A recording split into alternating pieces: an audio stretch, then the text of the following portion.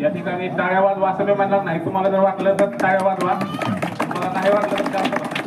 या ठिकाणी मी त्याच्याकडून माहिती घेतोय. तक्षशिला माझे नाव तक्षशिला बंसिकस बेमी इयत्ता तिसरी शिकते.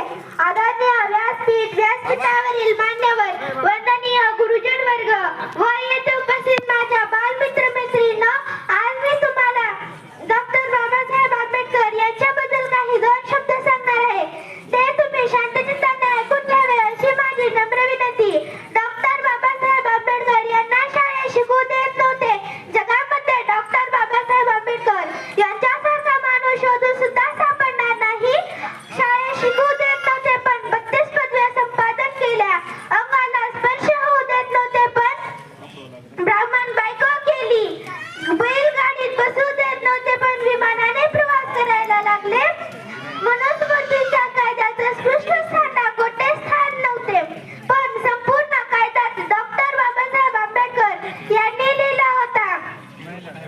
त्यांना राहायला जागा दिली नाही तर आज सर्व सरकारी जागेत व इमारतीत त्यांचे फोटो व पुस्तके आहेत. आज संपूर्ण जग त्यांना दी सिम्बॉल ऑफ नॉलेज म्हणून पाहत आहे.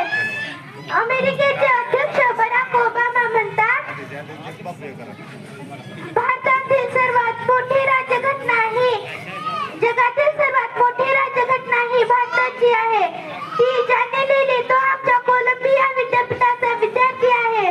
म्हणून त्यांनी कोलंबिया विद्यापीठात डॉक्टर बाबासाहेबांचा पुतळा बसवला व दी सिम्बॉल ऑफ नॉलेज ही पदवी दिली.